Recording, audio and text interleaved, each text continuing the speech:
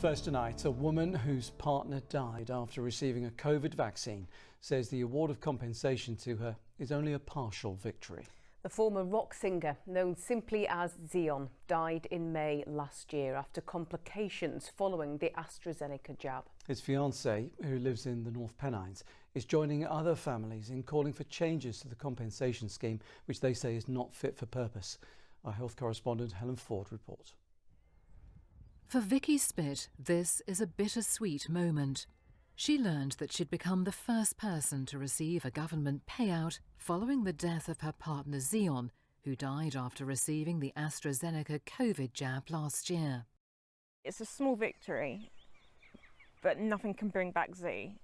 And the amount of money available to us, it's a very small amount. £120,000 sounds like a lot. But when you bear in mind I'm going to have to pay back money I've borrowed from family over the last year for funeral expenses and just to survive, it's very little. Vicky received money under the long-standing Vaccine Damage Payment Scheme. It offers a single tax-free sum of £120,000. News of the payment to Vicky has been welcomed by Gareth Eve, who describes it as a small breakthrough. His wife, the North East radio presenter Lisa Shaw, also died after receiving the AstraZeneca COVID jab.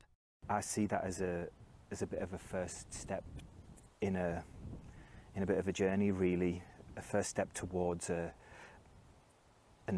open and honest conversation between people that this has happened to, victims, and the government and pharmaceutical companies. £120,000. It's bizarre. It's an awful lot of money. It's a hell of a lot of money, but it's an insulting amount of money at the same time. We need to bring it in line with the civil compensation that you receive. We need to make it bespoke so that each individual's claim is assessed, that their losses are assessed. We'd say that there ought to be more rapid progression of the claims.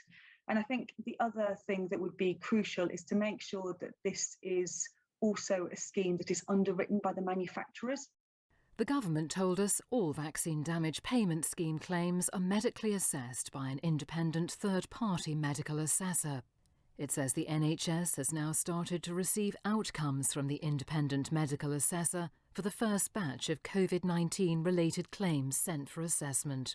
It says we will contact each claimant directly as soon as we have an update on their individual claim. Vicky Spitt has received a payment, but for her this is far from the end of the story, as she continues to seek answers after the death of her fiancé. Helen joins us now. Helen, we've heard some strong feelings there on the issue of compensation. More broadly, this does bring up the issue again, the previous arguments about getting the vaccine. Yes, both Vicky and Gareth say that their loved ones had a COVID vaccine because they understood it was the right thing to do. Very sadly, complications arose in both those cases and they died. The government, meanwhile, says that getting a COVID jab was and is very much the right course of action.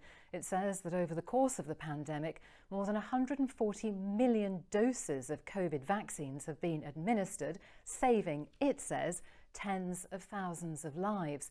It also says that the agency responsible for the safety of medicines, the MHRA, maintains that the benefits of the AstraZeneca vaccine continue to outweigh any risks for most people. Finally, it is worth saying that the AZ jab use has very much declined in this country in favour of that from certain other manufacturers.